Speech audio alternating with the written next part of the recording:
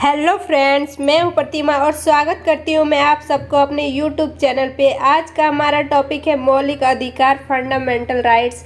आज हम मौलिक अधिकार फंडामेंटल राइट्स के बारे में देखने वाले हैं, जो हर एग्जाम के लिए बहुत ही ज़्यादा इम्पोर्टेंट है। तो चलिए बिना देरी किए वीडियो को स्टार्ट करते हैं। क्वेश्चन है, भारत के संविधान में दिए गए मौलिक अधिकारों का वर्णन कीजिए। तो चलिए देखते हैं उत्तर। भारत एक प्रजातंत्र देश है। भारत कैसा देश है? तो प्रजातंत्र देश है। यहाँ पे प्रजा का अधिकार चलता है। लोकतांत्रिक देश है। लोगों द्वारा अपना प्रतिनिधित्व को चुना जाता है। लोग ही अपना प्रतिनिधित्व चुनते हैं, अपना सरकार चुनते हैं। यह सभी नागरिकों को समान अधिकार प्राप्त है। यहाँ पे सभी नागरिकों को कैसा अधिकार प्राप्त है? तो समान अधिकार प्राप्त है। एक समान अधिकार सभी को दिया गया है। भारत संविधान द्वारा प्राप्त इन अधिकारों को कानूनी भाषा में मौलिक अधिकार कहा जाता है। और जो हमें संविधान द्वारा प्राप्त अधिकार है, इन अधिकारों को कानूनी भाषा में क्या कहा जाता है? तो मौलिक अधिकार कहा जाता है। इन्हीं को मौलिक अधिकार कहा जाता है। कोई भी नागरिक अपने मौलिक अधिकार का हनन होने पर न्यायालय में जाकर अपने अधिकार को पुनः स्थापित करवा सकता है। और देश के कोई भी नागरिक, चाहे कोई भी हो, उसके मौलिक अधिकार का हनन होने पर न्यायालय में जाकर अपील कर सकते हैं, न्यायालय में जाकर केस कर सकते हैं और अपने अधिकार को पुनर्स्थापित कर सकते हैं। सच तो यह है कि हम इन मौलिक कानूनों के बिना सुखी तथा लोकतांत्रिक जीवन नहीं व्यतीत कर सकते हैं। और हम इन अधिकारों के बिना एक लोकतांत्रिक और सुखी जीवन व्यतीत नहीं कर सकते हैं। हमारे संविधान में नागरिकों को 6 मौलिक अधिकार प्रदान किए गए हैं। वे हैं समानता का अधिकार, स्वतंत्रता का अधिकार, शोषण के विरुद्ध अधिकार, धार्मिक स्वतंत्रता का अधिकार, संस्कृति तथा शिक्षा के संबंधित अधिकार, और छठा है संवैधानिक उपचारों का अधिकार। चलिए अब सभी को विस्तार से समझते हैं। सबसे पहला पॉइंट है समानता का अधिकार। सबसे पहले क्या है? समानता का अधिकार। इसका पहला पॉइंट है संविधान के अनुसार कानून के समक्ष सभी नागरिक समान है। संविधान के अनुसार और कानून के समक्ष सभी नागरिक समान है, एक समान है। सभी नागरिक जाति, धर्म, लिंग, जन्म स्थान, वर्ण आदि के आधार पर राज्य सभी नागरिकों को भेदभाव नहीं कर सकता है। चाहे वो कोई भी जाति का हो, कोई भी लिंग, कहीं पे भी उसका जन्म स्थान हो, या कोई भी वर्ण से हो, राज्य नागरिकों में कोई भेदभाव नहीं कर सकता है। दूसरा नंबर पॉइंट है राज्य सरकार नौकरी में भी किसी के साथ भेदभाव नहीं कर सकता है। राज्य सरकार नौकरी में भी किसी के साथ भेदभाव नहीं कर सकता है। जब वैकेंसी निकालता है तो कोई जाति के आधार पर नहीं निकालता है। चाहे वो कोई भी जाति का हो, वैकेंसी में आवेदन कर सकता है तथा अपने योग्यता के अनुसार नौकरी भी प्राप्त कर सकता है। और वो जिस योग्य है उस योग्य वो नौकरी भी प्राप्त कर सकता है। तीसरा नंबर पॉइंट है समानता के अधिकार ने अस्पृश्यता का उन्मूलन कर दिया है। अस्पृश्यता का मतलब होता है छुआछूत। यह समाज की एक बहुत ही बड़ी बीमारी है, बहुत ही गंभीर बीमारी है।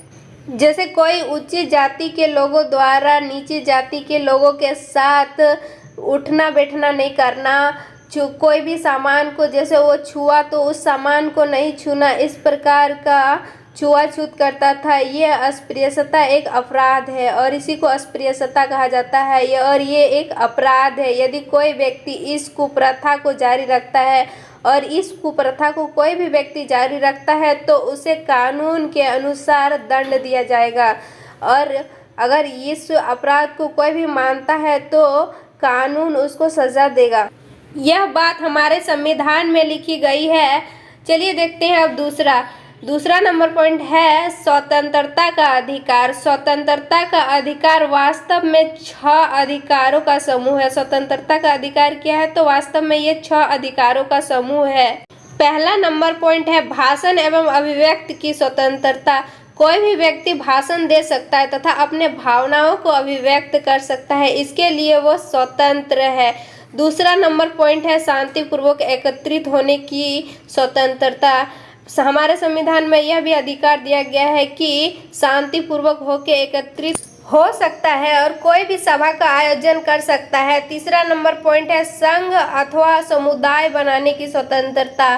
संघ अथवा समुदाय बनाने की भी स्वतंत्रता है हमारे संविधान में। चौथा पॉइंट है भारत में स्वतंत्रता पूर्वक भ्रमण का अधिकार। हमारे संविधान में यह भी अधिकार है कि स्वतंत्रता पूर्वक आप देश के किसी भी कोने में जाके भ्रमण कर सकते हैं, कोई भी कोने में जाके घूम के आ सकते हैं। पांचवा पॉइंट है भारत के किसी भाग के किसी क्षेत्र में बसने का अधिकार। यह भी अधिकार हमारे संविधान में दिया गया है। छठा पॉइंट है किसी भी व्यापार अथवा व्यवसाय अपनाने की स्वतंत्रता। कोई भी नागरिक अपने इच्छा अनुसार कोई भी काम कर सकता है, इसके लिए वह स्वतंत्र है। यह अधिकार हमारे संविधान में दिया गया है। तीसरा है शोषण के विरुद्ध अधिकार। तीसरा क्या है तो शोषण के विरुद्ध अधिकार। तो चलिए देखते हैं। भारतीय संविधान में मनुष्य के क्रय विक्रय को अवैध घोषित किया गया है। पहले जमींदार तथा अन्य धनी व्यक्ति द्वारा लोगों से बलपूर्वक काम लिया जाता था। पहले क्या होता था कि बड़े बड़े जमींदार जो होते थे वे छोटे किसानों को कर्ज के तले दबा देते थे और बाद में उसे बंधुआ घोषित कर देते थे। बाद में क्या करते थे तो बंधुआ घोषित कर देते थे।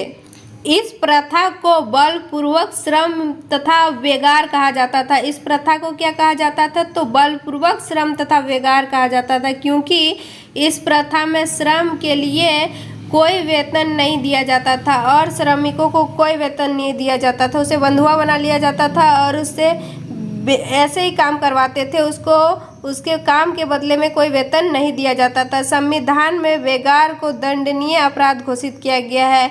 इसे क्या घोषित किया गया है संविधान में तो दंडनीय अपराध घोषित किया गया है।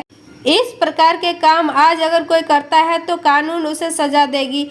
14 वर्ष से कम आयु के बच्चे को खानों या कारखानों में नहीं लगाया जा सकता है, ये भी एक अपराध है। संविधान में ये भी बात लिखी गई है। चौथा पॉइंट है धार्मिक स्वतंत्रता का अधिकार। चलिए देखते हैं।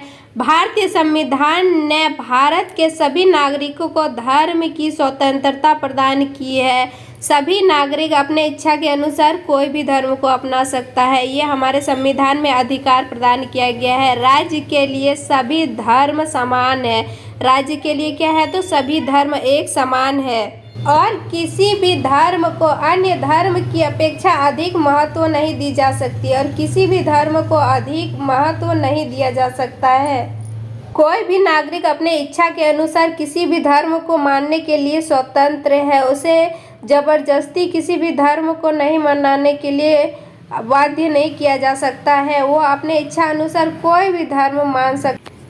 पांचवा अधिकार है हमारा संस्कृति तथा शिक्षा संबंधित अधिकार। भारत विभिन्न धर्मों, भाषाओं तथा संस्कृतियों का देश है। भारत कैसा देश है तो यहाँ विभिन्न धर्म माने जाते हैं, विभिन्न भाषाएं बोली जाती है तथा संस्कृति अलग अलग है सभी जगहों की। इसलिए संविधान में अल्पसंख्यकों के लिए अधिकार की विशेष व्यवस्था की गई है और जो अल्पसंख्यक जाति है उसके लिए यहाँ पे अधिकार की विशेष व्यवस्था की गई है। प्रत्येक संप्रदाय को अपनी भाषा तथा लिपि को विकसित करने का अधिकार प्रदान किया गया है और सभी लोगों को अपने भाषा तथा संस्कृति को विकसित करने का अधिकार प्रदान किया गया है। सभी लोग अपने इच्छा अनुसार अपने भाषा को बोल सकते हैं। सभी क्षेत्र में अलग अलग भाषाएं यहाँ बोली भी जाती है और अपना लिपि को तथा विकसित करने का भी अधिकार दिया गया है। छठा नंबर अधिकार है हमारा संवैधानिक उपचारों का अधिकार। नागरिकों को अधिकार देना ही काफ़ी नहीं है। नागरिकों को अधिकार तो मिल गया लेकिन इसको देना ही काफ़ी नहीं है, इसको सुरक्षित रखना भी काफ़ी है। यह बात भी उतनी ही आवश्यक है कि सरकार द्वारा इन अधिकारों का सम्मान किया जाए और यह भी बहुत ही आवश्यक है कि सरकार द्वारा इन अधिकारों को सम्मान किया जाए। यह अधिकार नागरिकों के समस्याओं का उपचार करता है। यह अधिकार क्या करता है तो नागरिकों की समस्याओं का उपचार करता है, नागरिकों की समस्याओं को समझता है। तो चलिए आज के लिए इतना ही, मिलते हैं अगले वीडियो में, तब तक के लिए बाय। आपको अगर मेरा वीडियो पसंद आए तो लाइक एंड सब्सक्राइब करना ना भूलें। Thanks for watching my video.